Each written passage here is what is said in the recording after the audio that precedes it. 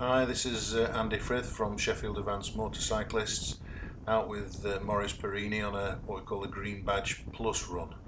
That was a nice safety position there on that SUV coming out of the junction.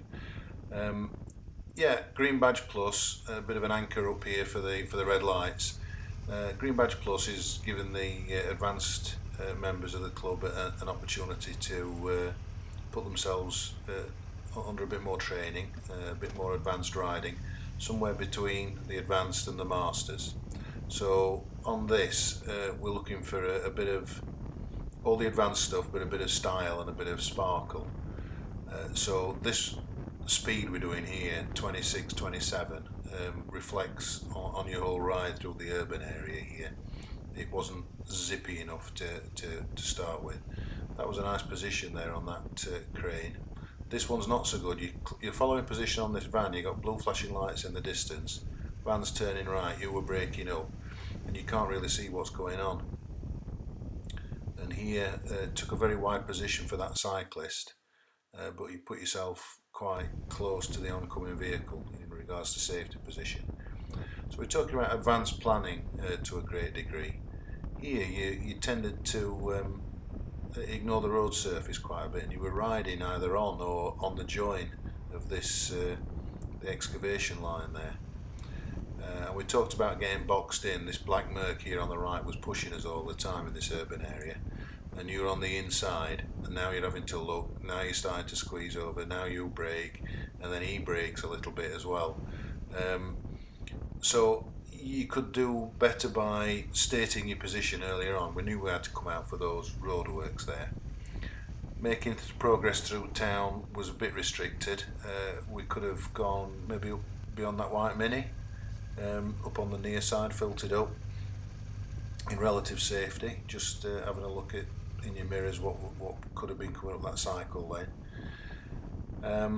And this one here, there's buses up ahead, and eventually you come across, but you could have taken an earlier position just to avoid being boxed in at all.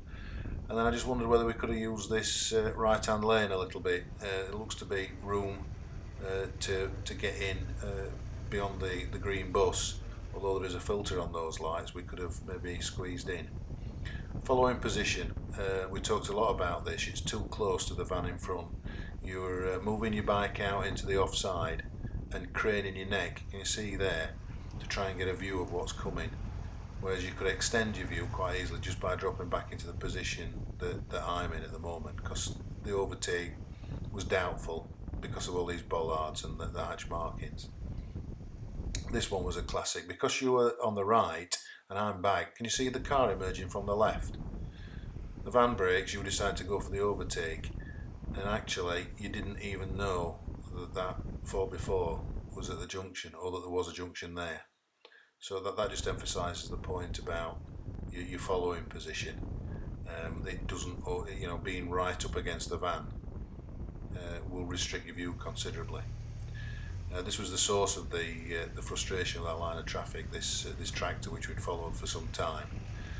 And again, holding back there, I can see that there's a bend coming up. You crane your neck and decide to go into the hatch markings, but unfortunately just there where you crossed, that's actually a solid white line on both sides of that hatch marking. So I wouldn't have done it there. Nicely up to speed on this dual carriageway on the A6.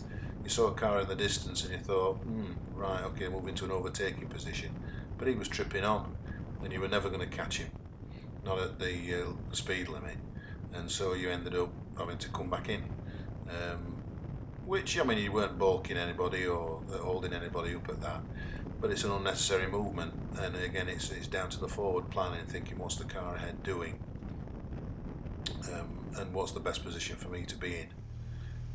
Turning left off the A6 here, and you went for this overtake on one of these two cars, and again, a little bit too eager, I think, because you've got an oncoming vehicle and a solid white line coming up, and you might have just made it, but I don't think he was really on that. It would have been a bit of patience there, I think, just to suss out what was going on.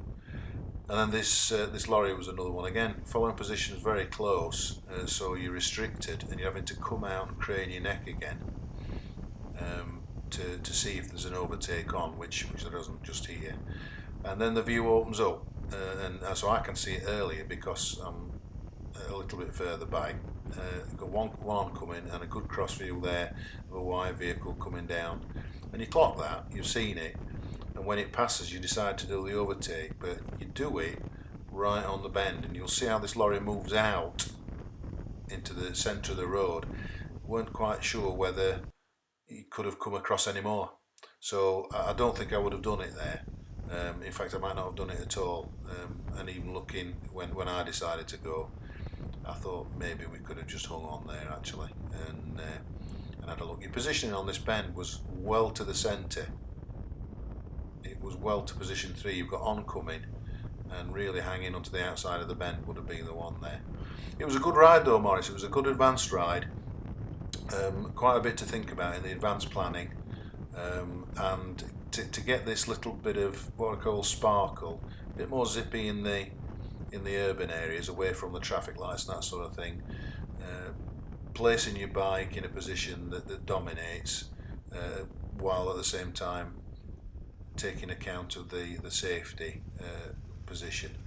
But yeah, it was a good start, and I like the way you went on the bends in the main. It was just those odd overtakes in your following position that you need to think about.